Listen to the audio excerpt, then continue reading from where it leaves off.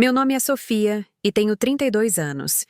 No dia em que encontrei a carteira do meu marido no quarto da minha irmã, pensei que sabia o que era traição. Mas enquanto eu estava ali, parada, encarando a aliança de casamento dele na mesinha de cabeceira dela, eu não tinha ideia de que o caso era apenas o começo. O que eu estava prestes a descobrir era muito pior do que infidelidade. Era um plano calculado para destruir tudo o que eu tinha. Se você está assistindo a isso, deixe um comentário dizendo de onde você é. Curta este vídeo e se inscreva para mais histórias sobre traição, justiça e a força para recomeçar. Na manhã em que Lucas saiu para trabalhar, algo parecia errado. Eu não conseguia identificar o que era no início, apenas uma sensação incômoda no peito, como quando você esquece algo importante, mas não consegue se lembrar o quê. Ele beijou minha testa como sempre, pegou seu café como sempre, mas seus olhos não encontraram os meus, nenhuma vez. E quando ele pegou a carteira no balcão, ele a segurou de forma diferente, mais apertada, como se tivesse medo que eu visse dentro dela. Tentei soar casual e perguntei se estava tudo bem. Ele disse que sim, só estava atrasado, já a meio caminho da porta. Mas ele não estava atrasado. Eu o observei tomar seu café da manhã com calma, rolando o feed do celular com um sorriso pequeno e secreto que eu não reconheci. Quando a porta se fechou atrás dele, a casa pareceu mais vazia do que o normal. Fiquei ali na cozinha, a caneca de café aquecendo minhas mãos, me perguntando por que meu próprio marido parecia um estranho. Nosso casamento estava bem. Não perfeito, mas bem. Tivemos nossos momentos difíceis no último ano, pequenas discussões sobre nada, noites em que íamos para a cama sem dizer muito. Eu dizia a mim mesma que todo casal passa por fases, mas ultimamente, Lucas estava distante de uma forma que parecia deliberada. Como se ele estivesse se afastando de propósito, criando um espaço entre nós que eu não conseguia atravessar, não importava o quanto eu tentasse. Tentei afastar a sensação enquanto me arrumava para o dia. Talvez eu estivesse pensando demais. Talvez eu estivesse apenas estressada com o trabalho. Mas enquanto escovava os dentes e encarava meu reflexo, não conseguia ignorar o aperto no peito. Algo estava mudando sob a superfície da minha vida, e eu estava apavorada para descobrir o quê. Por volta do meio-dia, decidi procurar minha irmã, Carla. Costumávamos almoçar juntas o tempo todo, só nós duas, rindo enquanto comíamos saladas e trocávamos histórias sobre nossas vidas. Ela era minha melhor amiga, a pessoa que me conhecia melhor do que ninguém. Ou pelo menos, eu achava que conhecia. Mandei uma mensagem para ela. Almoço hoje? Preciso de um tempo de irmãs. A resposta veio rápida. Hoje não dá. Atolada de trabalho. Marcamos outra hora. Era a terceira vez naquele mês que ela desmarcava comigo. Carla trabalhava com marketing e, claro, ela era ocupada. Mas nunca esteve ocupada demais para mim antes. Nós sempre arranjávamos tempo uma para a outra, mesmo durante seus prazos mais loucos. A distância entre nós parecia nova, desconfortável, como uma porta se fechando lentamente que eu não tinha notado até agora. Fiquei olhando para a mensagem dela, sentindo uma pontada que eu não conseguia nomear. Eu estava sendo paranoica? Provavelmente. Mas não pude deixar de me perguntar por que todos na minha vida de repente pareciam estar fora de alcance. No meio da tarde, Lucas me mandou uma mensagem, avisando que ia trabalhar até tarde, para não esperá-lo. Eu li 3 vezes. Ele vinha trabalhando até tarde muito recentemente. Demais, na verdade. Mas foi a maneira como ele escreveu que me incomodou. Frio, formal. Ele até usou um ponto final, algo que ele nunca fazia. Lucas era o tipo de cara que mandava mensagens em minúsculas com exclamações demais. Aquela mensagem parecia ter vindo de outra pessoa. Tentei ligar para ele. Nenhuma resposta. Mandei outra mensagem. Tudo bem? Nada. Apenas silêncio. Tentei me concentrar no trabalho, mas minha mente continuava divagando. Abri meu notebook, puxei planilhas, respondi e-mails, mas nada fixava. Meus pensamentos continuavam circulando em torno do comportamento estranho de Lucas, da indisponibilidade súbita de Carla e dessa sensação corrosiva de que algo estava fundamentalmente errado. Por volta das 3, encontrei minha melhor amiga, Júlia, para um café. Ela me olhou e franziu a testa. Ela disse que eu parecia exausta, deslizando para o assento à minha frente. Eu respondi que não era nada, apenas um dia estranho. Júlia me estudou por um momento, depois hesitou. Sofia, posso te perguntar uma coisa? Claro! Você notou algo estranho com o Lucas ultimamente? Meu estômago gelou. Por que você pergunta? Ela mordeu o lábio, claramente desconfortável. Eu vi o carro dele outro dia. Terça-feira, eu acho. Estava estacionado na Rua das Palmeiras, parado lá. Eu quase acenei, mas então percebi que ele não estava dentro. Rua das Palmeiras, repeti lentamente. Sim, você sabe. Perto do apartamento da Carla. Completei. O rosto de Júlia confirmou o que eu já sabia. A Rua das Palmeiras ficava a 2 quadras de onde minha irmã morava. O carro do meu marido estacionado perto do apartamento da minha irmã numa tarde de terça-feira, quando ele deveria estar no trabalho. Tenho certeza que não é nada, disse Júlia rapidamente. Talvez ele estivesse visitando um cliente na área ou algo assim. Mas a voz dela não parecia segura. E nem eu estava. Saí da cafeteria atordoada, as palavras de Júlia ecoando na minha cabeça. Tentei pensar em explicações inocentes. Talvez Lucas tivesse passado para deixar algo para a Carla. Talvez ele estivesse resolvendo coisas por perto. Mas quanto mais eu tentava racionalizar, mais as peças começavam a se encaixar de maneiras que eu não queria admitir. O perfume novo do Lucas. Aquele que ele começou a usar há 1 mês, que cheirava caro e desconhecido. A maneira como ele vinha apagando mensagens de texto, alegando que precisava liberar espaço no celular. As noites tardias, a distância, os segredos, e a Carla, minha irmã, que costumava me contar tudo, que de repente não tinha mais tempo para mim. Dirigi para casa com as mãos tremendo no volante. Quando entrei na nossa garagem, a casa parecia a mesma de sempre. Gramado aparado, janelas brancas, a casa que compramos juntos há 3 anos. Mas parecia diferente agora, como se eu a estivesse vendo com outros olhos. Lá dentro, tentei me distrair. Limpei a cozinha, dobrei a roupa, organizei a estante, mas nada funcionou. Minha mente continuava girando, conectando pontos que eu desesperadamente queria acreditar que não estavam lá. Às 6, liguei para o Lucas novamente. Desta vez, ele não atendeu, mas eu vi a confirmação de leitura nas minhas mensagens. Ele estava lendo. Ele só não estava respondendo. Foi quando notei algo. Meu celular estava morrendo, e meu carregador não estava no lugar de sempre, ao lado da cama. Procurei pela casa, ficando cada vez mais frustrada até me lembrar que Carla tinha pego meu carregador reserva emprestado algumas semanas atrás. Ela precisava para uma viagem de trabalho e prometeu devolver. A ideia daquele carregador acendeu algo em mim, uma razão, uma desculpa para ir vê-la. Peguei minha chave sem pensar e dirigi até o apartamento de Carla. As ruas passavam borradas enquanto eu tentava acalmar meu coração acelerado. Isso era ridículo. Eu estava sendo paranoica. Eu chegaria lá, pegaria meu carregador, talvez conversasse um pouco e perceberia que estava me preocupando por nada.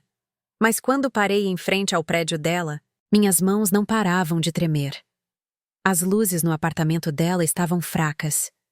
Eu podia vê-las pela janela, suaves e baixas, como se ela estivesse tentando criar um clima. A sala de estar parecia impecável através do vidro, quase encenada. Perfeita demais, silenciosa demais. Subi as escadas lentamente, cada degrau mais pesado que o anterior. Meu coração batia tão forte que eu podia ouvi-lo nos meus ouvidos.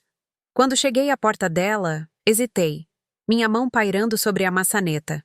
Parte de mim queria dar meia volta e ir embora. Parte de mim sabia que, uma vez que eu abrisse esta porta, tudo mudaria. Bati suavemente. Carla? Nenhuma resposta. Tentei a maçaneta. Destrancada. Empurrei a porta e entrei. Carla, sou eu. Ainda nada. O apartamento parecia estranhamente parado, como se estivesse prendendo a respiração. Atravessei a sala de estar, passando pelo sofá imaculado e pela mesa de centro com sua única vela decorativa. Tudo parecia normal. Normal demais. Eu disse a mim mesma para ir embora, para mandar uma mensagem para Carla e perguntar sobre o carregador mais tarde, mas meus pés continuaram se movendo, me levando pelo corredor em direção ao quarto dela. Um instinto que eu não conseguia nomear me empurrou para frente, mesmo enquanto minha mente gritava para eu parar. Cheguei à porta do quarto dela e parei. De dentro, ouvi algo, um som fraco, quase inaudível. Vozes, quietas e sussurradas, como pessoas tentando me ser ouvidas. Minha mão tremeu quando alcancei a maçaneta. Todo pensamento racional me dizia para ir embora, para deixar isso para lá, para me proteger do que quer que eu estivesse prestes a encontrar. Mas eu não conseguia. Eu tinha que saber. Eu abri a porta. E lá na mesinha de cabeceira de Carla, ao lado de sua luminária e um copo de vinho pela metade, estava a carteira de Lucas. E ao lado dela, brilhando na luz fraca, estava sua aliança de casamento. O mundo parou. Fiquei congelada na porta, encarando aquela carteira e aliança como se fossem objetos de outra dimensão. Meu cérebro tentava desesperadamente fazer sentido do que eu estava vendo, encontrar alguma explicação inocente que tornasse isso aceitável. Talvez Lucas tivesse passado mais cedo e os esquecido. Talvez Carla estivesse guardando para ele. Talvez tudo isso fosse um mal-entendido bizarro que faria sentido assim que alguém me explicasse. Mas a aliança destruiu todas as desculpas que minha mente tentou criar. Lucas nunca tirava a aliança de casamento. Nunca. Ele me disse uma vez que se sentia nu sem ela, que gostava do peso dela lembrando-o de que era casado comigo. E agora, ela estava na mesinha de cabeceira da minha irmã como se não significasse nada. De algum lugar atrás da porta do banheiro, ouvi vozes. Baixas, íntimas. Uma era inconfundivelmente a de Carla. Aquela risada que ela dava quando estava flertando, ofegante e performática. A outra voz era mais baixa, masculina, dizendo algo que eu não conseguia entender direito. Por favor, que seja outra pessoa, pensei desesperadamente. Por favor, que seja o Marcos, o noivo dela. Por favor, que seja qualquer um, menos. Mas eu sabia. No fundo dos meus ossos, eu já sabia. Minha mão foi para o celular no meu bolso. Em vez de invadir, em vez de gritar e confrontá-los, algo em mim mudou. Eu precisava de provas. Eu precisava ter certeza absoluta antes de explodir minha vida inteira. Recuei silenciosamente do quarto, meu coração martelando tão violentamente que pensei que eles o ouviriam através das paredes. Peguei meu celular com as mãos trêmulas e apertei o botão de gravar, segurando-o em direção à porta do banheiro. A voz de Carla veio claramente. Nós precisamos ser rápidos. Ela pode chegar a qualquer minuto. Meu estômago virou gelo. A voz de um homem respondeu, abafada, mas audível.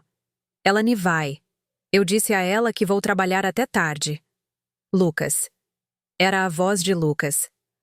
Pressionei a mão contra a boca para não fazer nenhum som. O telefone tremia na minha mão enquanto eu continuava gravando, capturando cada palavra, cada segundo terrível de confirmação.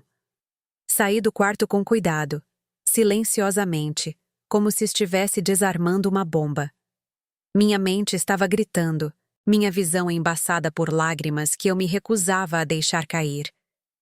Mas me forcei a me mover devagar, deliberadamente. Eu precisava sair antes que eles me vissem. Antes que eles soubessem que eu sabia. Na cozinha, notei detalhes que perdi quando entrei. 2 taças de vinho perto da pia, ambas pela metade e uma manchada de batom. Uma camisa masculina jogada sobre as costas de uma cadeira da sala de jantar, cinza escura, de aparência cara, exatamente o tipo que Lucas começou a comprar recentemente. E aquele perfume, o perfume dele, pairando no ar como uma evidência que eu podia respirar. Tudo se encaixou com uma clareza enjoativa. Isso não era novo. Isso não foi um erro de uma noite. Isso estava acontecendo há um tempo. Tempo suficiente para eles se sentirem confortáveis, descuidados, para deixar pedaços de sua traição espalhados como se fossem donos do lugar juntos. Minha irmã e meu marido. Minha irmã e meu marido. O pensamento se repetia em minha mente como um disco quebrado, cada repetição cravando a faca mais fundo no meu peito. Peguei meu celular novamente, minhas mãos mais firmes agora, alimentadas por algo mais frio que o choque. Rolei até o número de Marcos, o noivo de Carla, o homem que a amava, que planejava se casar com ela em 6 meses, que não tinha ideia de que sua futura esposa estava naquele banheiro com meu marido. Digitei rapidamente. Você precisa vir aqui agora. Apartamento da Carla. Enviei antes que pudesse hesitar. A resposta dele veio em segundos. O que aconteceu? Ela está bem? Olhei para a mensagem, minha garganta apertada. Como eu poderia explicar isso?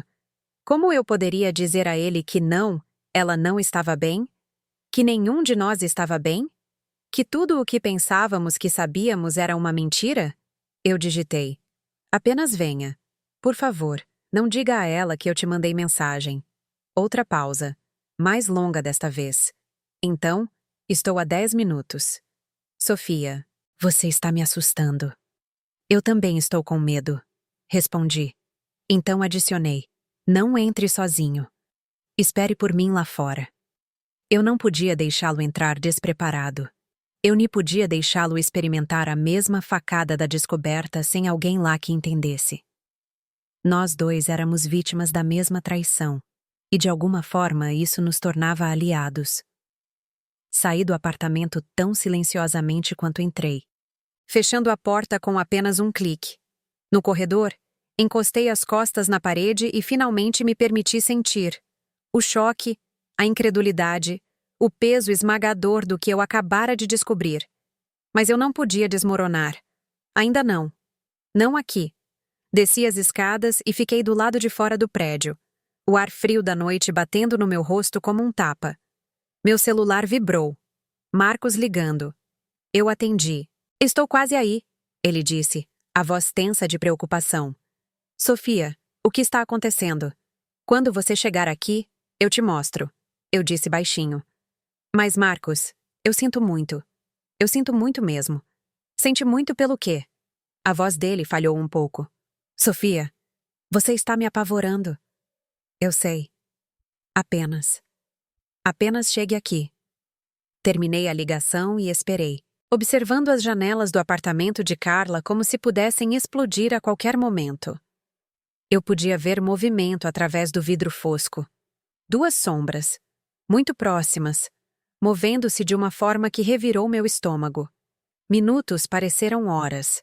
Fiquei ali, fria e entorpecida, repassando tudo na minha cabeça. Cada momento estranho dos últimos meses de repente fazia um sentido horrível. A distância de Lucas, as desculpas de Carla, a maneira como ambos agiam como se eu fosse o problema, como se eu estivesse sendo carente ou paranoica por querer o tempo e a atenção deles. Eles me fizeram sentir louca. Eles me fizeram duvidar de mim mesma. E o tempo todo, eles estavam fazendo isso. O carro de Marcos parou rápido, os pneus cantando levemente enquanto ele estacionava. Ele saltou, parecendo frenético e pálido. Sofia. Mostrei a carteira e a aliança de Lucas. Eu as peguei na saída, incapaz de deixá-las lá como prova da minha própria estupidez. Marcos olhou para elas, seu rosto ficando branco. Não, não, isso não é. Estava na mesinha de cabeceira dela, eu disse baixinho. E eles estão lá dentro juntos agora mesmo. Sua boca abriu e fechou, nenhum som saindo. Eu o observei processar. Vi a mesma sequência de negação e constatação que eu acabara de passar desabar sobre suas feições. Eu os ouvi. Continuei. Minha voz firme apesar de tudo. Eu gravei.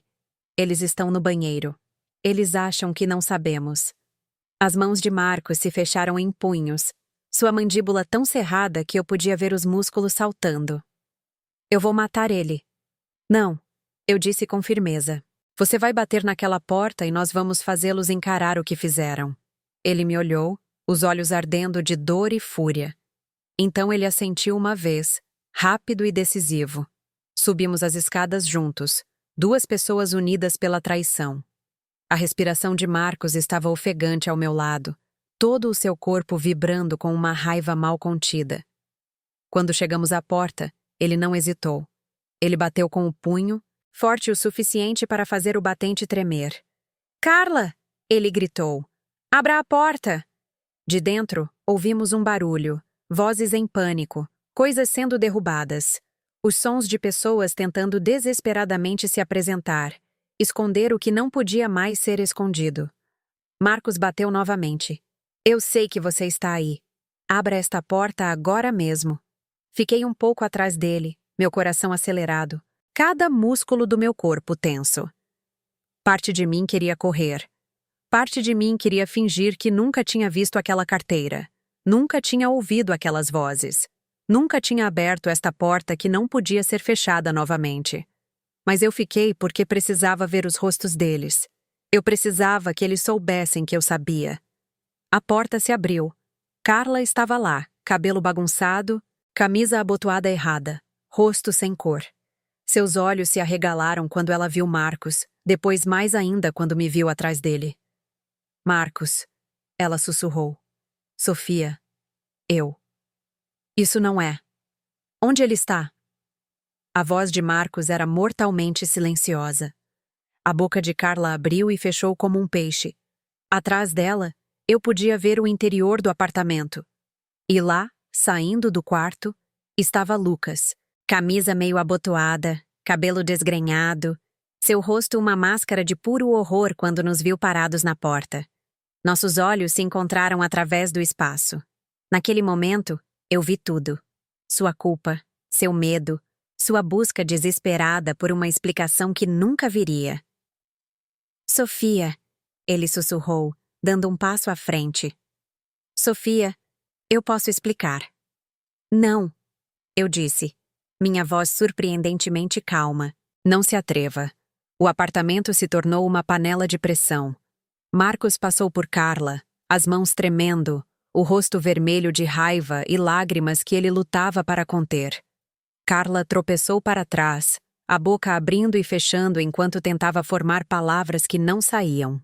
Lucas ficou congelado perto da porta do quarto, uma mão ainda nos botões da camisa como se tivesse sido pego em movimento em uma fotografia.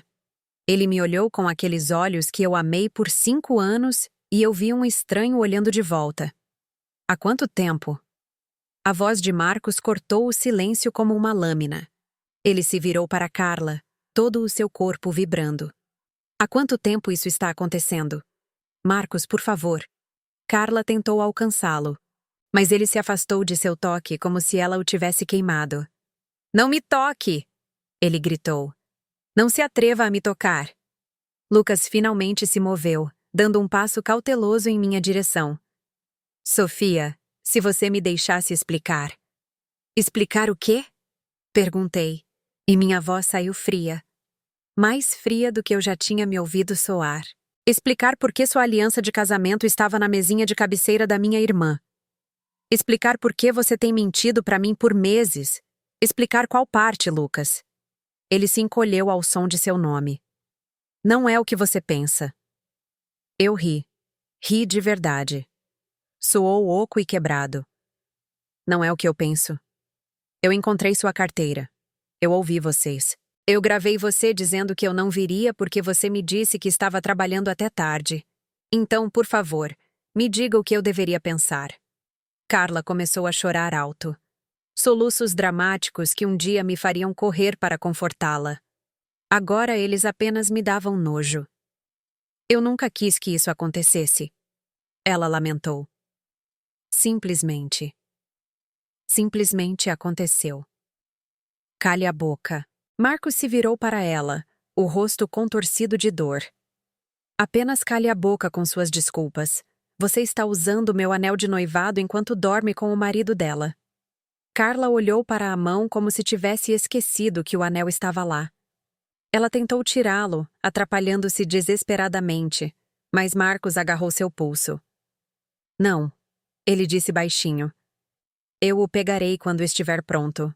Agora, eu não consigo nem olhar para você. Ele a soltou e se virou para Lucas, que deu um passo instintivo para trás. Por um segundo, pensei que Marcos realmente o bateria. Parte de mim queria que ele o fizesse. Você tem 5 segundos para sair deste apartamento antes que eu faça algo de que vou me arrepender, disse Marcos, a voz firme, mas letal. Lucas olhou para mim, os olhos suplicantes. Sofia, por favor, podemos conversar a sós? Não, eu disse simplesmente. Sofia, eu disse não.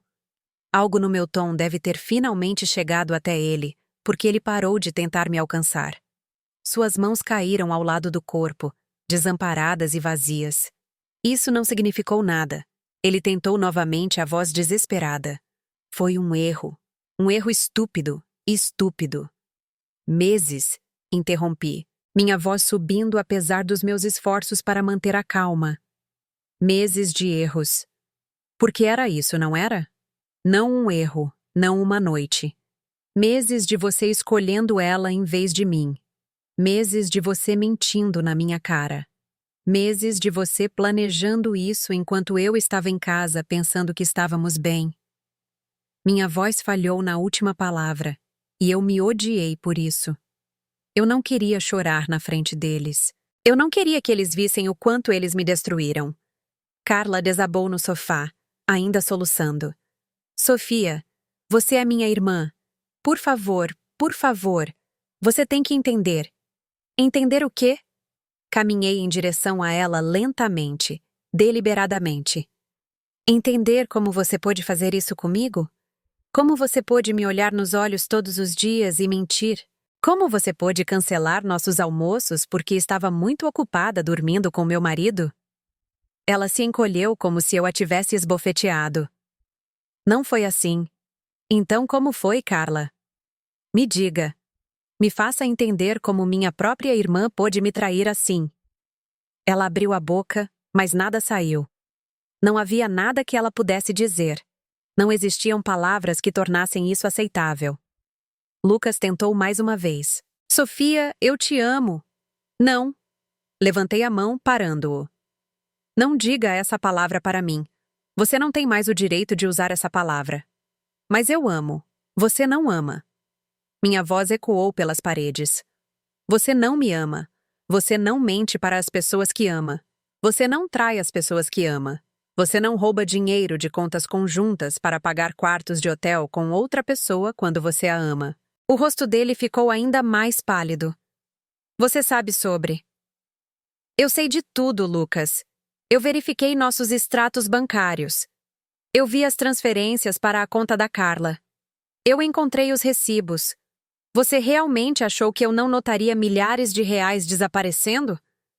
A cabeça de Marcos virou-se para Carla. Ele te deu dinheiro? Ela não olhava para ele. Novas lágrimas rolaram por suas bochechas, mas ela permaneceu em silêncio. Me responda. Marcos exigiu. Ele te deu nosso dinheiro. Enquanto eu estava fazendo hora extra para pagar nosso casamento, você estava pegando o dinheiro dele. Não foi assim. Ela sussurrou. Então como foi? Ele gritou. Porque de onde eu estou, parece que vocês dois planejaram isso há um tempo. Parece que eu não fui nada além de um tolo pagando por um casamento com uma mulher que nunca foi realmente minha.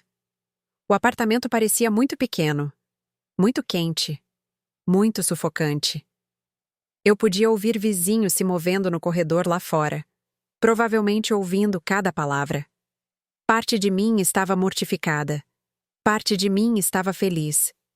Deixe que ouçam. Deixe que todos saibam o que esses dois fizeram. Eu estou indo embora, disse abruptamente.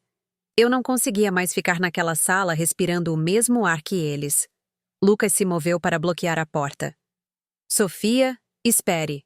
Saia da frente, eu disse baixinho. Apenas me deixe explicar. Saia da frente, Lucas. Ou eu juro por Deus. Eu chamo a polícia e digo que você está me mantendo aqui contra a minha vontade. Ele procurou algo no meu rosto. Perdão, talvez, ou um sinal de que isso poderia ser consertado. O que quer que ele estivesse procurando, ele não encontrou. Ele se afastou. Passei por ele, por Carla, ainda chorando no sofá, pelas evidências de sua traição espalhadas pelo apartamento. Marcos me seguiu, mas Lucas agarrou meu braço no corredor, seu aperto desesperado. Por favor, Sofia, por favor. Não significou nada. Apenas aconteceu. Olhei para a mão dele no meu braço, depois para o rosto dele. Você escolheu isso, eu disse baixinho. Toda vez que você veio aqui em vez de voltar para casa para mim, você escolheu isso. Toda vez que você mentiu sobre trabalhar até tarde, você escolheu isso. Toda vez que você me olhou nos olhos e me fez sentir louca por fazer perguntas, você escolheu isso. Então não me diga que apenas aconteceu. Você fez acontecer. Puxei meu braço e continuei andando. Atrás de mim, ouvi-o começar a me seguir, mas Marcos se interpôs entre nós. Não, avisou Marcos. Apenas não. Desci as escadas e saí para o estacionamento antes que minhas pernas começassem a tremer. Encostei-me no meu carro, engolindo o ar, tentando me recompor. Portas estavam se abrindo no prédio. Rostos apareceram nas janelas. Vizinhos que eu conheci nas festas da Carla. Pessoas que conheciam nós dois, assistindo ao drama se desenrolar com curiosidade mórbida. Marcos apareceu um momento depois, o rosto devastado. Ele passou por Lucas, que nos seguiu, e foi direto para o seu carro. Então ele parou e se virou. O anel, ele disse para Carla, que havia aparecido na porta. Eu o quero de volta agora. Ela o tirou com as mãos trêmulas e o estendeu. Marcos se aproximou, pegou-o sem tocá-la e o enfiou no bolso. Acabou, ele disse simplesmente. Então para mim, Sofia, você precisa que alguém te siga até em casa? Para ter certeza de que você chega segura. Balancei a cabeça, não confiando na minha voz. Me ligue se precisar de alguma coisa, ele disse. Qualquer coisa. Estamos juntos nessa agora. Eu assenti. Ele foi embora, deixando Lucas e eu sozinhos no estacionamento. Sofia? Lucas começou. Volte para dentro, Lucas, eu disse cansada. Volte para ela. É isso que você queria, não é? Não, eu quero você. Eu quero ir para casa. Nós não temos mais uma casa, eu disse. Você destruiu isso. Entrei no meu carro e tranquei as portas. Lucas ficou do lado de fora falando, implorando, sua voz abafada pelo vidro. Eu não ouvi nada. Apenas liguei o motor e fui embora, observando-o diminuir no meu retrovisor até desaparecer completamente. O caminho para casa foi um borrão. Não me lembro da maior parte. Só me lembro de entrar na garagem. Minha garagem agora, me corrigi, e ficar no carro pelo que pareceram horas. Quando finalmente entrei, o silêncio era insuportável. Cada cômodo guardava memórias de uma vida que eu pensei que estava construindo, um casamento que eu pensei que era real. A cozinha onde tomamos café esta manhã, o sofá onde assistimos a filmes, a cama onde ele me abraçou e disse que me amava. Tudo parecia contaminado agora. Arruinado. Andei pela casa atordoada sem tocar em nada, apenas olhando para os resquícios da minha vida como se pertencessem a outra pessoa. No banheiro, vi meu reflexo no espelho, pálida, com olheiras, uma estranha usando meu rosto. Foi quando eu finalmente desabei. Deslizei pela parede do banheiro e chorei. Soluços enormes e ofegantes que rasgaram meu peito. Chorei pelo meu casamento. Chorei pela minha irmã. Chorei pela vida que pensei que tinha e pelo futuro que pensei que estava esperando. Mas principalmente chorei porque percebi que estava sozinha há meses. Eu só não sabia ainda. Acordei no chão do banheiro. Meu celular dizia que eram 3 da manhã. Meu rosto estava inchado, minha garganta arranhada de tanto chorar. Por um momento abençoado, eu nem me lembrava. Então tudo voltou com força total. Levantei-me e tropecei até o quarto. A cama parecia grande demais, vazia demais. Não consegui dormir nela. Em vez disso, fui para o quarto de hóspedes e desabei sobre as cobertas, ainda totalmente vestida. O sono não veio. Fiquei ali olhando para o teto, observando as sombras se moverem pelas paredes enquanto os carros passavam lá fora. Minha mente percorria tudo, repassando momentos que eu descartei ou ignorei, vendo-os agora através dessa nova e horrível lente de clareza. Por volta das 5, desisti de dormir completamente. Desci e fiz café com as mãos trêmulas. A casa parecia diferente na escuridão antes do amanhecer. Não mais como um lar, mas como uma cena de crime. Evidências por toda parte. Olhei para uma vida que tinha sido uma mentira. O notebook de Lucas ainda estava no balcão da cozinha, onde ele o deixou ontem de manhã. Ele nunca o trancava. Sempre o deixava aberto em seu e-mail ou no que quer que estivesse trabalhando. Olhei para ele por um longo tempo antes de finalmente abri-lo. Eu disse a mim mesma que não estava bisbilhotando. Eu estava em busca da verdade. E, meu Deus, eu a encontrei. Seu e-mail era uma mina de ouro de traição. Comecei pelo óbvio, procurando pelo nome de Carla. O que encontrei fez meu estômago revirar. Recibos, dezenas deles, hotéis dos quais eu nunca tinha ouvido falar, restaurantes nos quais nunca estive, presentes que nunca recebi, tudo cobrado em nosso cartão de crédito conjunto, aquele que usávamos para despesas domésticas e transferências. Meu Deus! As transferências. Centenas de reais, às vezes milhares, enviados diretamente para a conta de Carla com descrições como empréstimo e ajuda. Mas não era apenas o dinheiro, era a linha do tempo. O primeiro recibo de hotel era datado de 6 meses atrás. 6 meses. Isso não foi um erro recente ou um momento de fraqueza. Isso estava acontecendo há meio ano, talvez mais. Meio ano deles planejando isso, coordenando agendas, construindo uma vida secreta juntos, enquanto eu seguia meu dia pensando que tudo estava bem. Rolei por suas mensagens, ou o que restava delas. Ele vinha apagando conversas, mas perdeu algumas, o suficiente para pintar um quadro que eu gostaria de poder desver. Lucas para Carla, ela não suspeita de nada. Estamos seguros. Carla para Lucas. Às vezes me sinto mal. Ela é minha irmã. Lucas para Carla. Então seremos mais cuidadosos. Não posso desistir disso. Não posso desistir de você. Li essas palavras repetidamente. Meu café esfriando na minha mão. Não posso desistir de você. Como se eu fosse o obstáculo. Como se eu fosse o problema que precisava ser gerenciado. Meu celular tocou, me fazendo pular. Era Júlia. Não consegui dormir. Ela disse quando atendi. Como você está aguentando? Não estou, admiti. Minha voz soava oca. Júlia, é muito pior do que eu pensava. Eles estão fazendo isso há meses. Ele tem dado dinheiro a ela. Nosso dinheiro. Ah, Sofia. A voz dela falhou com simpatia. Estou indo para aí. Não, está muito cedo. Já estou no meu carro. Ela desligou antes que eu pudesse argumentar. 20 minutos depois, ela estava na minha porta com café e pão de queijo, olhando para o meu rosto e me puxando para um abraço que me fez começar a chorar de novo. Sentamos na mesa da cozinha enquanto eu mostrava tudo. Os recibos, as transferências, as mensagens. O rosto dela ficava mais sombrio a cada nova evidência. Isso vai além de um caso, ela disse finalmente. Sofia, ele tem roubado de você.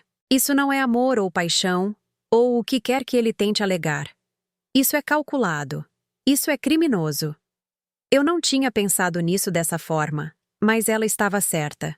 Ele usou nossa conta conjunta, dinheiro que eu ganhei, dinheiro que confiei a ele, para financiar sua traição, os quartos de hotel onde ele dormia com minha irmã, os presentes que ele comprava para ela, os empréstimos que ele dava a ela sem me perguntar. Você precisa de uma advogada, disse Júlia. Para ontem. Você precisa se proteger financeiramente antes que ele faça mais estragos. Meu celular vibrou. Uma mensagem de Lucas. Por favor, me ligue. Precisamos conversar. Eu te amo. Mostrei para Júlia. Ela pegou meu celular e bloqueou o número dele antes que eu pudesse impedi-la. Você não precisa ouvir as desculpas dele agora, ela disse com firmeza. Você precisa descobrir seu próximo passo. Enquanto Júlia fazia o café da manhã, continuei vasculhando o notebook de Lucas. Encontrei uma pasta chamada Projetos de Trabalho que nunca tinha notado antes. Dentro havia documentos que não tinham nada a ver com trabalho. Extratos financeiros, informações de contas poupança e algo que fez meu sangue gelar. Uma comparação de preços de apartamentos na cidade, tudo salvo há 3 meses. Ele estava planejando sair, planejando se mudar, planejando uma vida inteira sem mim, antes mesmo de eu saber que algo estava errado. A porta da frente se abriu. Ouvi a chave de Lucas na fechadura, seus passos no corredor. Sofia, ele chamou. Eu sei que você está aqui. Seu carro está na garagem. Por favor, precisamos conversar. Júlia se levantou, posicionando-se entre mim e a porta da cozinha. Ela não quer falar com você. Lucas apareceu, parecendo pior do que eu já ouvira. Seus olhos estavam vermelhos e inchados, suas roupas as mesmas que ele usara ontem, seu cabelo espetado em tufos bagunçados. Ele me olhou com uma esperança desesperada que morreu quando viu meu rosto. Sofia, por favor. Saia, eu disse baixinho. Esta também é minha casa. Saia, Lucas, ou eu chamo a polícia. Eu só quero explicar. Não há nada a explicar. Minha voz subiu apesar dos meus esforços para manter a calma. Eu encontrei tudo. Os hotéis, o dinheiro, os planos de se mudar. Eu sei, Lucas. Eu sei de tudo. Seu rosto desmoronou. Eu posso consertar isso. Vou terminar com a Carla. Farei o que você quiser. Vou para a terapia. Você vai embora, eu disse. Agora mesmo. Eu quero você fora desta casa, Sofia. Agora. Ele recuou, as mãos levantadas. Ok. Mas isso não acabou. Nós não acabamos. Eu te amo. Pare de dizer isso, eu disse, minha voz quebrando. Você não tem mais o direito de dizer isso. Ele saiu. Ouvi a porta fechar. Ouvi seu carro dar a partida na garagem. Então, silêncio. Júlia sentou-se ao meu lado, pegando minha mão. Você fez a coisa certa. Então, por que dói tanto? Porque você o amava. Porque você confiava nele. Porque ele deveria estar no seu time, e ele te traiu da pior maneira possível. Meu celular vibrou novamente, um número diferente desta vez. A amiga de Carla, Bruna. Posso te ligar? Dizia a mensagem. Eu a liguei de volta. Bruna atendeu imediatamente, a voz hesitante e dolorida. Sofia, sinto muito. Eu tenho pensado em te ligar há semanas. Pensei que talvez estivesse errada. Talvez estivesse interpretando mal as coisas. Mas depois de ontem à noite... Ela respirou fundo. Eu preciso que você saiba que esta não foi a primeira vez para a Carla. O que você quer dizer? Ela tem um padrão, disse Bruna com cuidado. Ela sempre foi competitiva com você, mesmo quando éramos crianças. Ela queria tudo o que você tinha, suas notas, seus amigos, sua vida. Pensei que ela tinha superado isso, mas não. Ela tem ciúmes de você a vida toda. Isso não faz sentido, protestei. Eu nunca competi com ela. Eu sempre a apoiei. Eu sei que você apoiou, mas para a Carla, sua felicidade era um lembrete do que ela achava que não tinha. E quando você se casou com o Lucas... Meu Deus, Sofia, ela falava dele constantemente. Como ele era perfeito, como você era sortuda. Pensei que era apenas conversa de irmã, sabe? Mas olhando para trás. Ela planejou isso, eu disse lentamente, a ficha caindo. Ela foi atrás dele deliberadamente. Eu acho que sim, admitiu Bruna. E acho que o Lucas foi fraco o suficiente para deixá-la. Sinto muito, Sofia. Eu deveria ter dito algo antes. Depois que desliguei, fiquei em silêncio atordoado. Isso não era apenas sobre a traição de Lucas. Era sobre uma vida inteira de ressentimento da minha irmã culminando no roubo final, levando o homem que eu amava. Outra mensagem chegou, desta vez de Marcos. Ele me enviou capturas de tela, mensagens que encontrou no iPad de Carla que ela esqueceu de apagar. Abri-as, sabendo que me arrependeria, mas incapaz de me impedir. Carla para Lucas. Ela é tão ingênua. Ela realmente acha que estamos apenas passando por uma fase ruim. Lucas para Carla. É mais fácil assim. Quando eu estiver pronto para sair, será mais limpo se ela não suspeitar de nada. Carla para Lucas.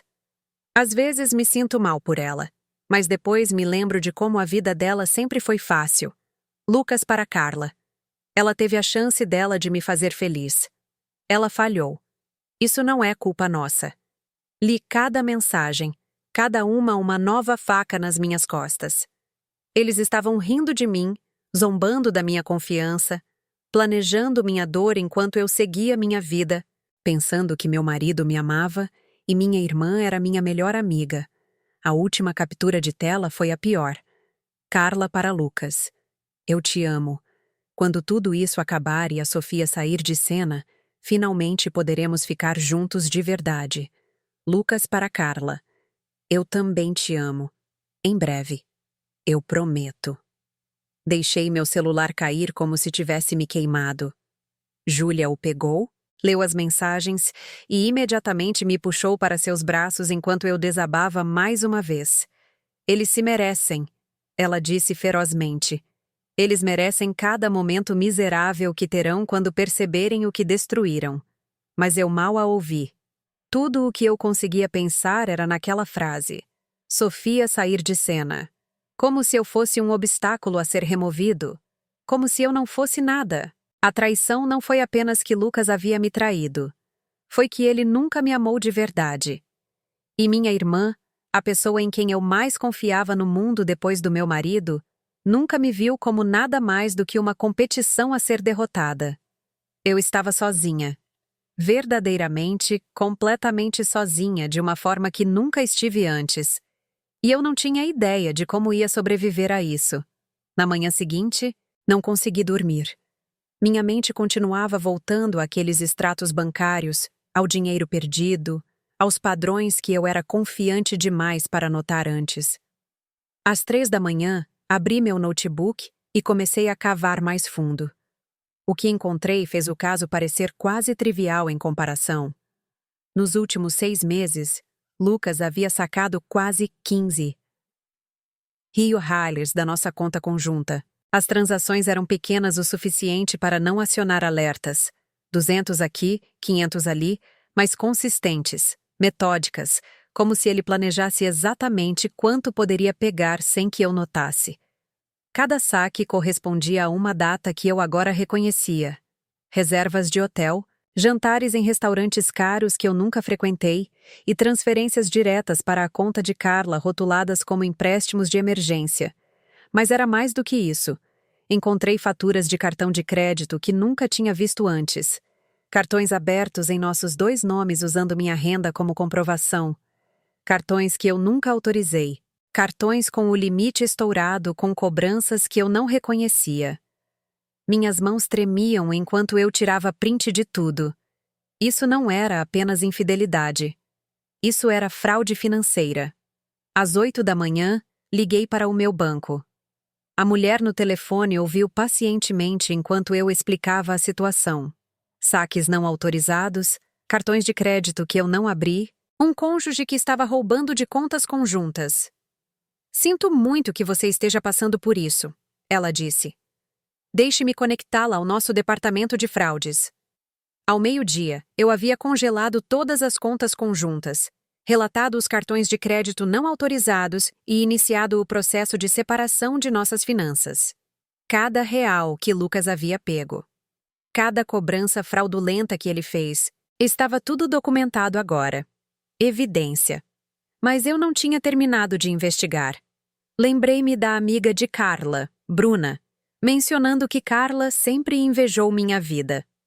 Isso me fez pensar sobre as finanças de Carla. Ela trabalhava com marketing, ganhava um bom dinheiro, mas sempre viveu um pouco além de suas posses. Roupas de grife, viagens caras, um apartamento que deveria esticar seu orçamento. Abri as redes sociais de Carla, rolando por meses de postagens. Lá, uma foto de 4 meses atrás dela em um resort em Cancún. A legenda, férias muito necessárias. A marcação de localização, um resort 5 estrelas que custa milhares por noite. Cruzei as datas. Lucas me disse que estava em uma conferência de trabalho naquela mesma semana. Eu até o ajudei a fazer as malas. Meu celular tocou. Marcos. Encontrei algo, ele disse sem preâmbulos. A Carla tem escondido dinheiro. Revisei nossas contas conjuntas e há depósitos que não consigo explicar. Milhares de reais nos últimos meses. De Lucas, eu disse. Não era uma pergunta. É o que estou pensando. Sofia, falei com meu advogado. O que eles fizeram, a parte financeira, não é só um caso. É roubo. Estelionato. Poderíamos prestar queixa. O pensamento me deu um arrepio. Você faria? Honestamente, estou considerando. Eles nos usaram, Sofia. Eles planejaram tudo isso enquanto vivíamos nossas vidas. Confiando neles. Eles merecem consequências. Depois que desligamos, sentei-me com suas palavras. Prestar queixa.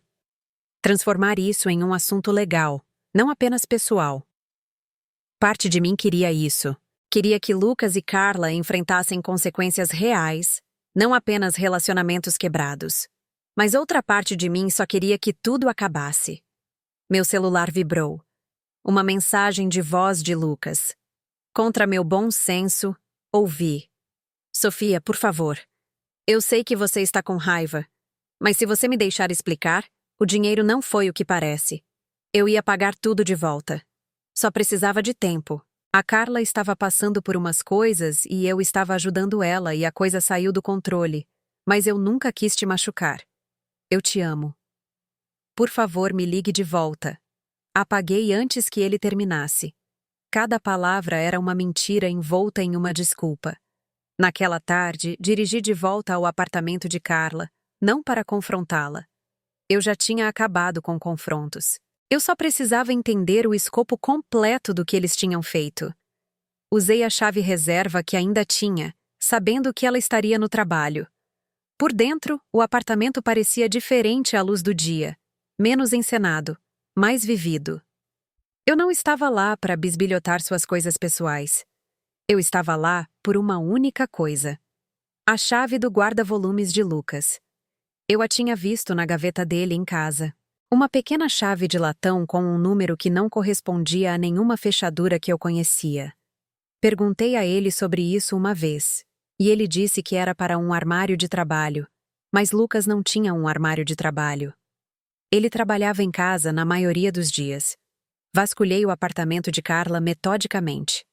Gavetas da escrivaninha, armários da cozinha, cômoda do quarto, e lá, em sua caixa de joias, sob um emaranhado de colares, eu a encontrei. Uma chave correspondente com o mesmo número.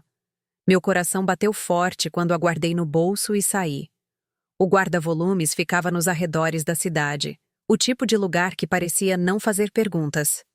Encontrei o box com o número da chave e o abri com as mãos que não paravam de tremer.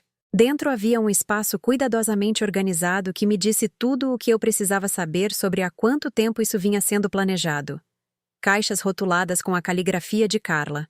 Roupas de grife ainda com etiquetas. Presentes que Lucas havia comprado para ela e que eu, sem saber, paguei. Recibos de hotel de 8 meses atrás, não 6. Um celular extra que eu nunca tinha visto Lucas usar. E uma pasta. Uma pasta manila grossa rotulada como plano B. Abria com uma sensação de pavor. Dentro havia documentos impressos, modelos de acordo de divórcio com meu nome preenchido, cálculos financeiros mostrando como Lucas dividiria nossos bens, ou melhor, como ele pegaria a maior parte deles, anúncios de apartamentos de 9 meses atrás, quando eu achava que nosso casamento estava bem. Havia até uma linha do tempo escrita na caligrafia de Lucas. Fase 1. Estabelecer finanças separadas. Concluído. Fase 2. Transferir bens gradualmente em andamento. Fase 3. Garantir nova moradia em andamento. Fase 4. Pedir o divórcio, pendente. Fiquei naquele guarda-volumes frio, encarando o plano manuscrito do meu marido para destruir minha vida. E algo dentro de mim mudou. Isso não era sobre um caso. Não era nem sobre amor ou paixão, ou qualquer uma das desculpas que eles tentaram dar. Este era um plano calculado para pegar tudo o que eu tinha: meu dinheiro, minha casa, minha família, minha confiança, e me deixar sem nada. Lucas não se apaixonou pela minha irmã. Ele se associou a ela para me roubar completamente. Tirei fotos de tudo, de cada documento, cada recibo, cada pedaço de evidência. Então fechei o box, tranquei-o e dirigi direto para o escritório da advogada que Júlia havia recomendado. O nome da advogada era a doutora Patrícia Oliveira, e ela era exatamente o que eu precisava: afiada, sem rodeios e claramente não impressionada com pessoas que tentavam enganar o sistema. Coloquei tudo sobre a mesa dela: os extratos bancários, as capturas de tela das mensagens, as fotos do guarda-volumes, a pasta do plano B. Ela examinou cada peça metodicamente, sua expressão ficando mais sombria a cada página. Isso vai além de um simples caso de divórcio, ela disse finalmente. Seu marido cometeu fraude, várias acusações, uso não autorizado de crédito, roubo de contas conjuntas, esgotamento intencional de bens conjugais com a intenção de privá-la de sua parte. Podemos provar? Perguntei. Com esta evidência, absolutamente. A questão é até onde você quer levar isso? Acusações criminais ou apenas cíveis? Pensei na voz de Lucas naquela mensagem de voz, ainda tentando me manipular, nas mensagens de Carla zombando da minha ingenuidade. Naquela pasta rotulada como Plano B, onde eles mapearam minha destruição como se fosse apenas mais um projeto. Eu quero tudo, eu disse baixinho. Quero me proteger, recuperar o que é meu e garantir que eles não possam fazer isso com mais ninguém. Patrícia sorriu sombriamente. Então vamos começar. Na semana seguinte, segui as instruções de Patrícia à risca. Primeiro, garanti todos os bens restantes. Movi o que restava em nossas contas conjuntas para uma conta separada em meu nome apenas, completamente legal, já que Lucas as estava esgotando ilegalmente. Mudei todas as senhas, protegi todos os documentos, fotografei tudo o que possuíamos. Lucas tentou passar em casa 3 vezes. Todas as vezes eu não atendi a porta. Na terceira vez, ele começou a gritar pela caixa de correio sobre como eu estava sendo irracional, como precisávamos conversar. Gravei cada palavra. Continue fazendo isso, disse Patrícia quando lhe mostrei a gravação. Ele está estabelecendo um padrão de assédio. Isso fortalece nosso caso. Marcos ligava regularmente para saber como eu estava. Ele havia pedido o divórcio de Carla e estava trabalhando com seu próprio advogado para recuperar o dinheiro que ela havia pego. Nos tornamos aliados improváveis. 2 pessoas que confiaram na família errada. Não acredito que não vimos, ele disse durante uma ligação. Todos os sinais estavam lá. Eles garantiram que não veríamos, respondi. Isso fazia parte do plano deles. Manter-nos confortáveis, confiantes, até que estivessem prontos para puxar o gatilho. Bem, eles puxaram cedo demais, disse Marcos com satisfação sombria. E agora eles vão pagar por isso. Meus pais ligaram quando souberam do divórcio. Mamãe chorou. Papai ficou em silêncio por um longo tempo. Eu nunca gostei dele, disse papai finalmente. Eu sei que nunca disse isso, mas algo sobre o Lucas sempre me pareceu estranho. Por que você não me disse? Perguntei. Não acusatoriamente, apenas curiosa. Você teria ouvido? Você o amava. Você estava feliz. Ou pensávamos que estava. Achei que talvez estivesse sendo apenas um pai superprotetor. E a Carla? Perguntei baixinho. A voz da mamãe endureceu de uma forma que eu nunca tinha ouvido antes. Sua irmã não é bem-vinda nesta casa até que possa se explicar. E mesmo assim, eu sei que ela sempre foi competitiva com você, acrescentou papai. Mas isso. Isso cruza todas as linhas. Estamos do seu lado, Sofia. O que você precisar. O apoio deles significou mais do que eu poderia expressar. Por tanto tempo, eu me senti sozinha, mas estava construindo uma equipe agora. Patrícia, Marcos, meus pais, Júlia, pessoas que realmente se importavam comigo, não com o que podiam tirar de mim. Lucas deixou outra mensagem de voz. Esta era diferente. Com raiva, em vez de súplica. Você está sendo vingativa, Sofia. Congelar as contas? Sério? Esse dinheiro é nosso, não apenas seu. Meu advogado diz que você não pode fazer isso. Você vai se arrepender de dificultar as coisas. Mostrei para a Patrícia que riu. O advogado dele disse que você não pode proteger seus próprios bens de alguém que está cometendo fraude. Ele precisa de um advogado melhor. Guarde essa gravação. A raiva dele está mostrando seu verdadeiro caráter agora. 2 semanas depois de encontrar o guarda-volumes, recebi os papéis do divórcio que Lucas havia entrado. O advogado dele exigia 50% de tudo. A casa, as economias, as contas de aposentadoria. Ele queria pensão alimentícia. Ele queria que eu pagasse seus honorários advocatícios. Patrícia os leu e balançou a cabeça. Ele tem muita coragem. Deixe-me cuidar disso. A resposta dela foi devastadora. Ela detalhou cada cobrança fraudulenta, cada saque não autorizado, cada mentira que Lucas havia contado. Ela incluiu cópias da pasta do Plano B, os recibos de hotel, as mensagens zombando de mim e exigiu restituição total mais danos morais.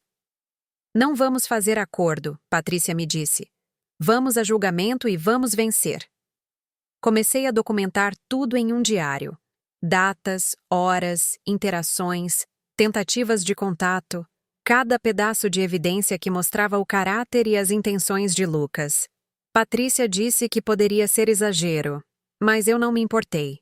Eu queria um caso irrefutável. Lentamente, senti meu poder retornando.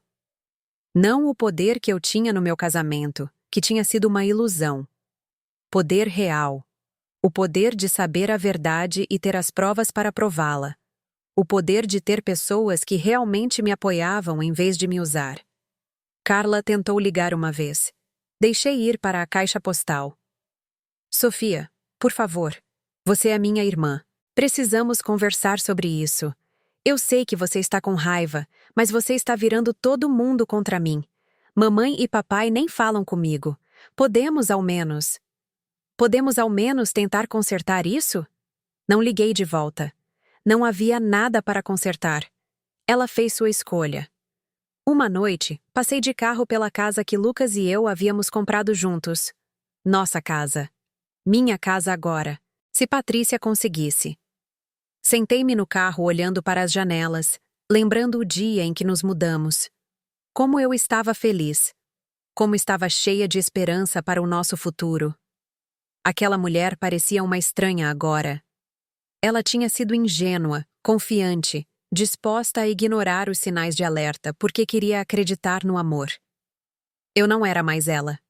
Eu não podia me dar ao luxo de ser. Afastei-me da casa e não olhei para trás.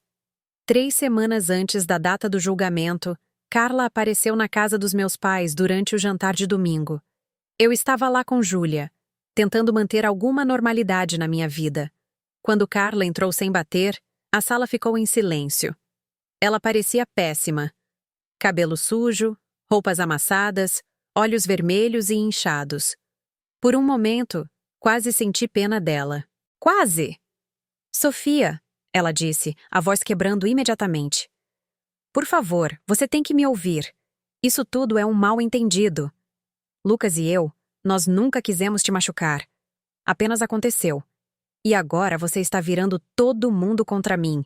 E eu não posso. Não posso mais fazer isso. Saia, disse mamãe baixinho. Carla a ignorou, caminhando em minha direção. Você é minha irmã. Você me conhece. Você sabe que eu não tentaria te machucar deliberadamente. Eu cometi um erro. Sim, mas a maneira como você está me tratando. Pare, eu disse. Minha voz saiu mais calma do que eu sentia. Apenas pare, Carla. Mas você não entende. Eu entendo perfeitamente. Peguei meu celular e mostrei a ela as capturas de tela que Marcos me enviou.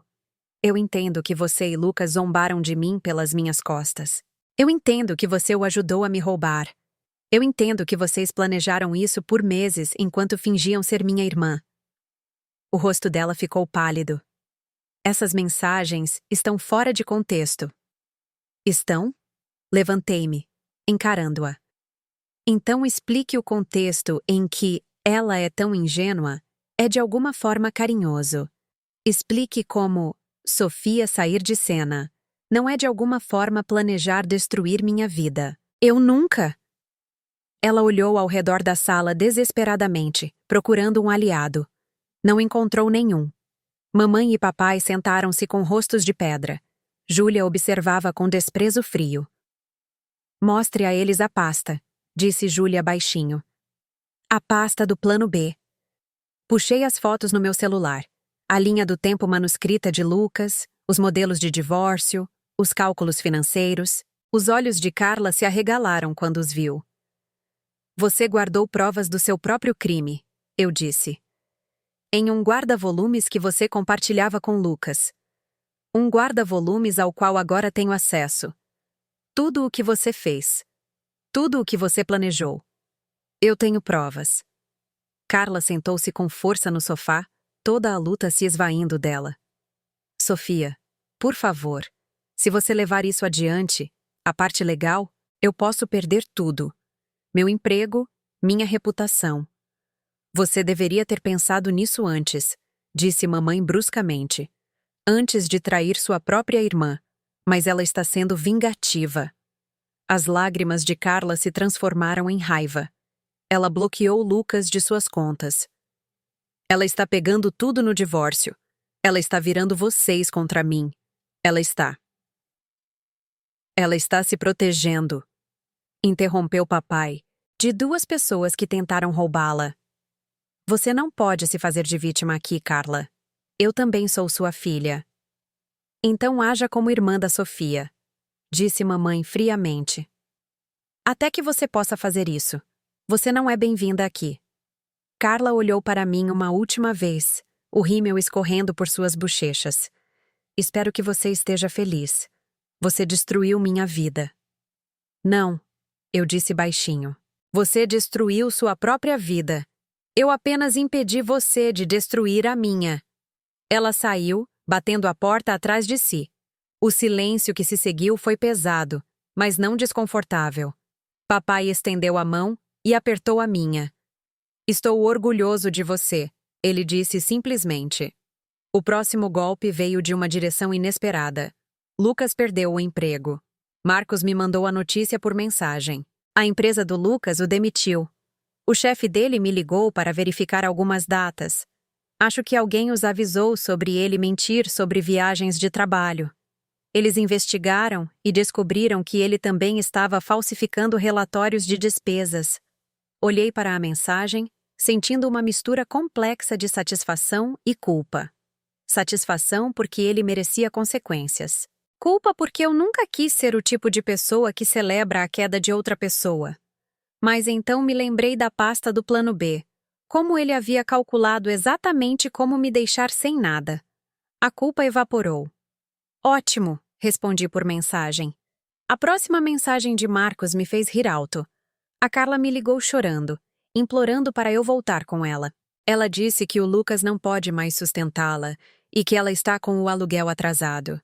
Eu disse para ela ligar para a irmã dela para pedir ajuda. O que ela disse?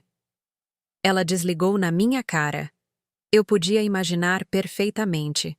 Carla, percebendo que seu grande plano havia desmoronado, que o caso que ela pensava que levaria à felicidade a havia deixado sozinha e em dificuldades. Parte de mim queria sentir pena dela.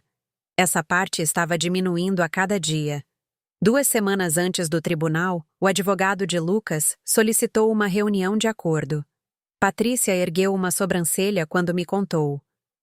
Eles estão com medo, ela disse. Eles sabem que temos um caso irrefutável. Eles querem fazer um acordo antes que vá a julgamento e se torne público. O que eles estão oferecendo? Eles dividirão tudo 50-50 se você concordar em não prosseguir com as acusações de fraude. Eu nem precisei pensar. Não. Tem certeza? Um julgamento pode ser complicado. Tenho certeza. Eles planejaram tirar tudo de mim. Eles não têm o direito de negociar agora que foram pegos. Patrícia sorriu. Ótimo. Eu esperava que você dissesse isso. Na semana antes do tribunal, Lucas apareceu no meu escritório. A segurança me ligou antes de deixá-lo subir, perguntando se eu queria que o removessem. Eu quase disse que sim, mas algo me fez dizer para mandá-lo subir. Ele parecia péssimo, pior do que Carla. Suas roupas estavam largas como se ele tivesse perdido peso. Seu rosto estava abatido e pálido. Quando ele me viu, algo em sua expressão desmoronou. Sofia, ele disse. Por favor, podemos apenas conversar. 5 minutos. É tudo o que peço. Fale, eu disse, sem me mover da minha mesa.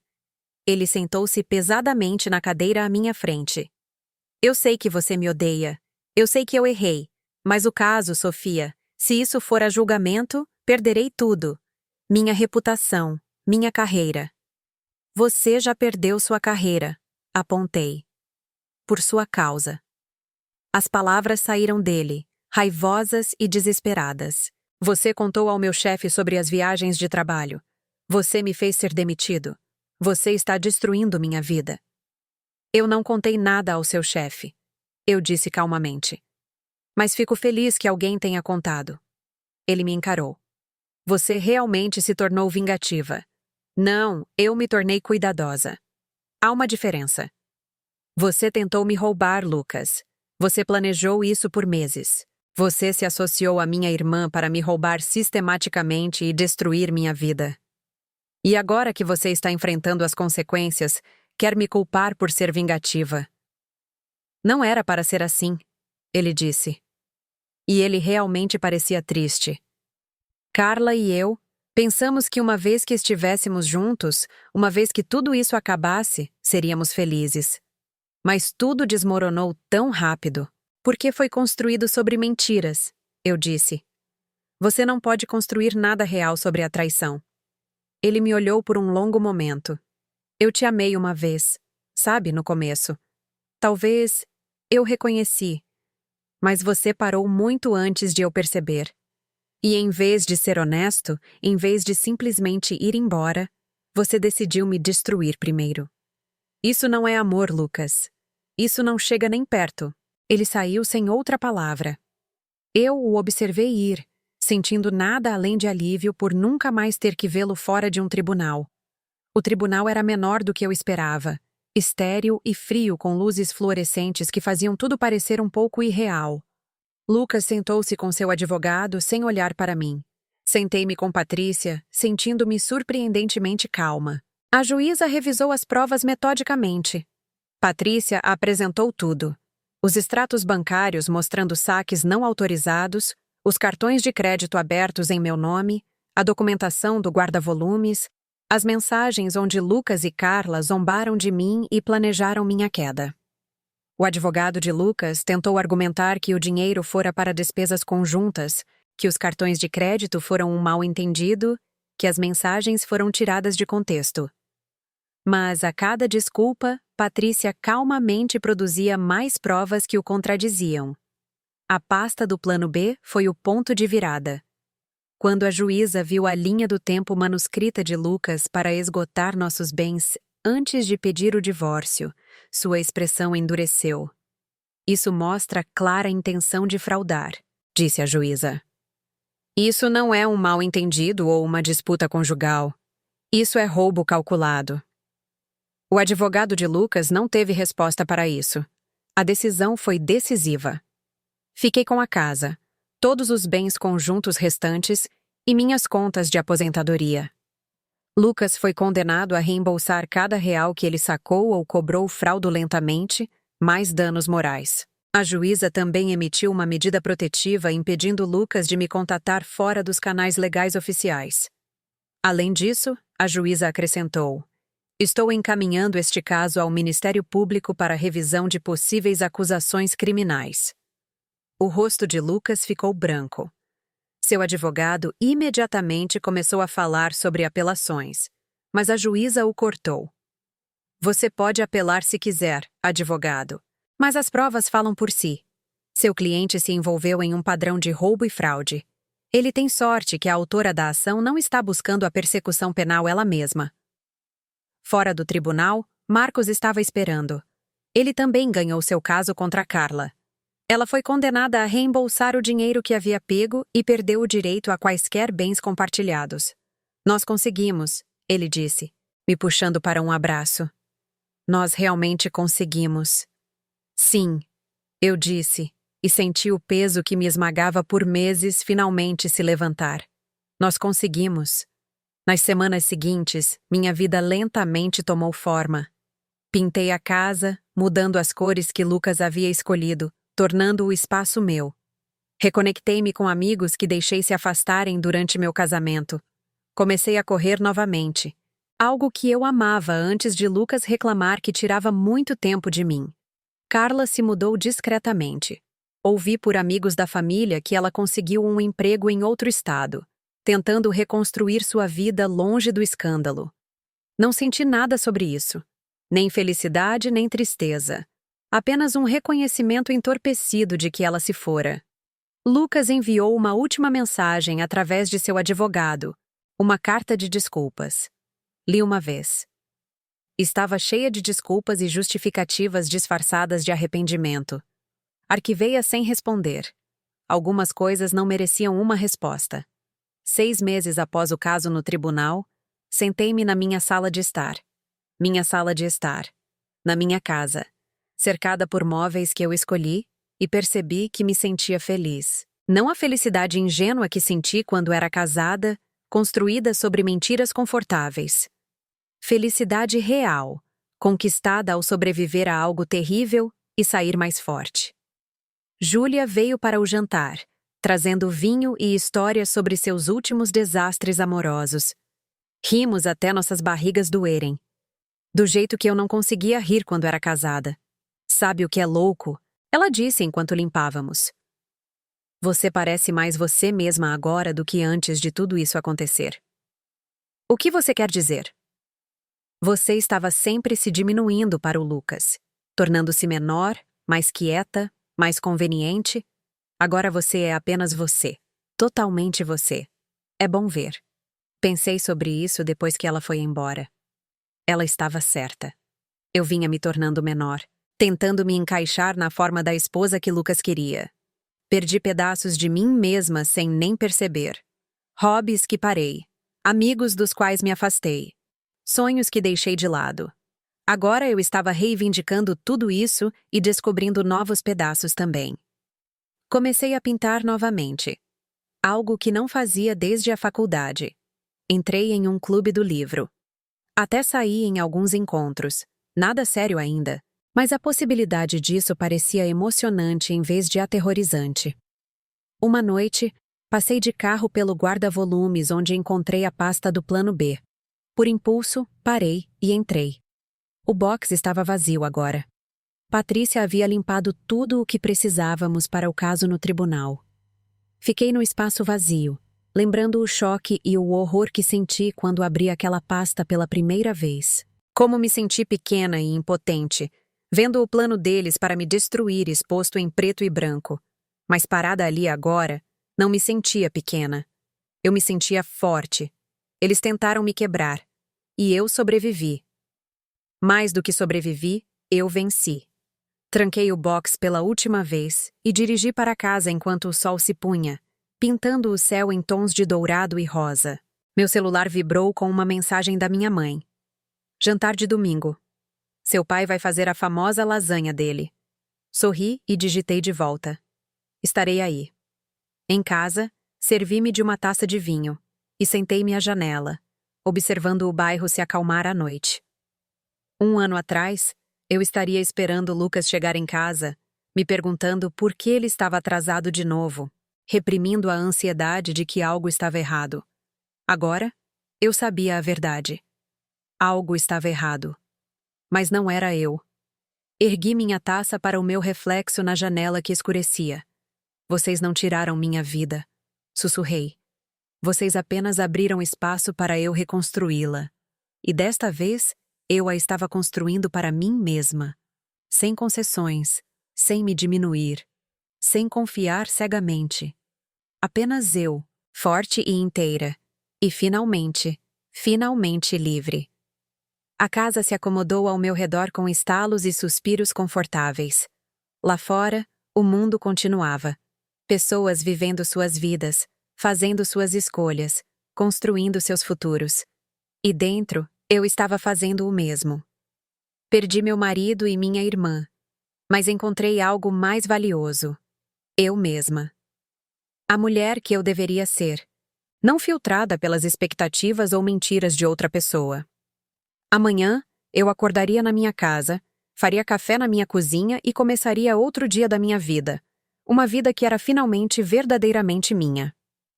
E isso valia mais do que qualquer coisa que Lucas e Carla tentaram tirar de mim. Terminei meu vinho e fui para a cama, dormindo profundamente de uma forma que não dormia há meses. Sem pesadelos, sem ansiedade, apenas paz porque eu venci. Não porque uma juíza disse, ou porque Lucas perdeu o emprego, ou porque Carla foi embora da cidade. Eu venci porque sobrevivi à traição deles e saí mais forte. Eu me protegi, lutei por mim mesma e me reconstruí. E no final, essa era a única vitória que realmente importava. Se alguém que você amava estivesse secretamente planejando destruir sua vida, você teria visto os sinais antes que fosse tarde demais? Curta este vídeo se esta história ressoou com você e se inscreva para mais histórias reais sobre resiliência e justiça.